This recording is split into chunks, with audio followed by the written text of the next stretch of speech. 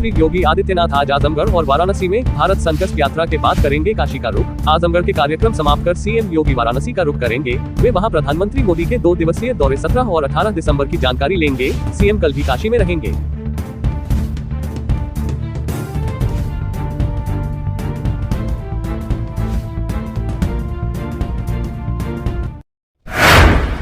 इलाहाबाद उच्च न्यायालय मथुरा में श्री कृष्ण जन्मभूमि मंदिर से सटे शाही ईदगाह परिसर के सर्वेक्षण के लिए अदालत की निगरानी में एक अधिवक्ता आयुक्त की नियुक्ति की मांग करने वाली एक अर्जी पर गुरुवार को अपना आदेश दे सकता है। 16 नवंबर को न्यायमूर्ति मयंक कुमार जैन ने संबंधित पक्षों को सुनने के बाद आवेदन पर आदेश सुरक्षित रख लिया था। यह आवेदन कृष्ण जन्मभूमि शाही ईदगाह मस्जिद विवाद के संबंध में उच्च न्यायालय के समक्ष लंबित मुकदमे में दायर किया गया था। सागर शर्मा के फेसबुक पर भगत सिंह की तस्वीर, मन में थी कुछ बड़ा करने की चाह। संसद की सुरक्षा को भेद कर लोकसभा में हो रही कार्यवाही के दौरान विजिटर गैलरी से सदन में घुसने वाला सागर शर्मा फेसबुक पोस्ट से पता चलता है कि उसके मन में कुछ बड़ा करने की चाह थी। अक्सर वह ऐसी बातें करता रहता था जैसे कि उसके मन में सत्ता विरोध भरा हो और वह कथित क्रांति करना चाहता है। इस बारे में परिजनों व आसपास के लोगों ने बताया।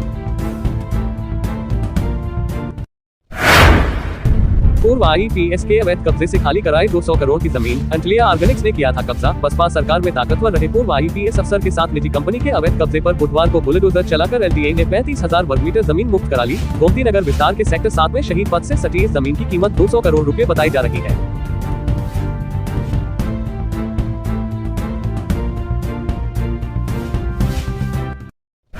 अयोध्या से आनंद विहार लखनऊ होकर चलेगी वंदे भारत एक्सप्रेस। 16 दिसंबर को उत्तर रेलवे को मिलेगा रैक। अयोध्या से आनंद विहार वाया लखनऊ जल्द वंदे भारत एक्सप्रेस दौड़ेगी। इसके नए रैक का आवंटन रेल कोच फैक्ट्री से उत्तर रेलवे को हो गया है। 16 दिसंबर को यह रैक सौंपा जाएगा। ट्रेन में 8 कोच होंगे। इसकी समय सारिणी बनाई जा रही है।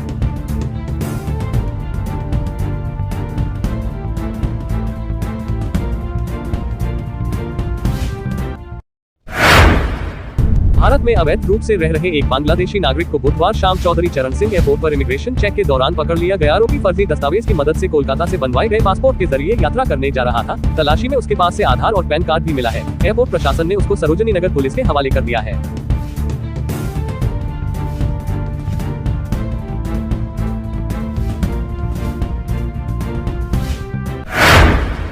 अयोध्या में नवनिर्मित मर्यादा पुरुषोत्तम प्रभु श्री राम अंतरराष्ट्रीय एयरपोर्ट से इंडिगो की पहली फ्लाइट 6 जनवरी से उड़ान भरेगी।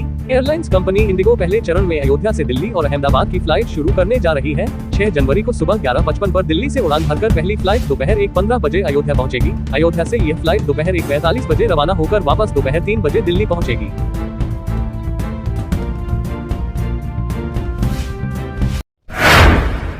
आधी भरने पर ही चलेंगी रात्रि सेवा की रोडवेज बसें। एमडी ने लोड फैक्टर की समीक्षा की। रात्रि सेवा की बसें आधी भरने के बाद ही रवाना किया जाना चाहिए। परिवहन निगम के प्रबंध निदेशक मासूम अली सरवर ने क्षेत्रीय स्तर पर लोड फैक्टर की समीक्षा कर इस बाबत अधिकारियों को निर्देश दिए।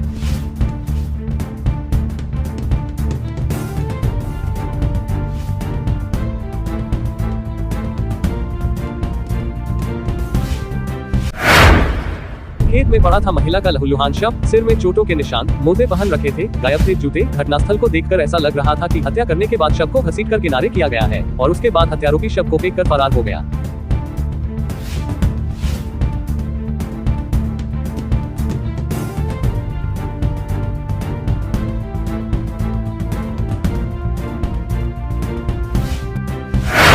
अलीगढ़ में एक एसआई की पिस्टल से चली गोली से महिला की इलाज के बाद हुई मौत पर कलानिधि नैथानी ने कहा। पिस्टल से चली गोली से एक महिला जख्मी हो गई थी, जिसमें आज एक दुखद समाचार प्राप्त हुआ है कि उपरोक्त महिला की 5 दिवस इलाज के बाद मृत्यु हो गई है।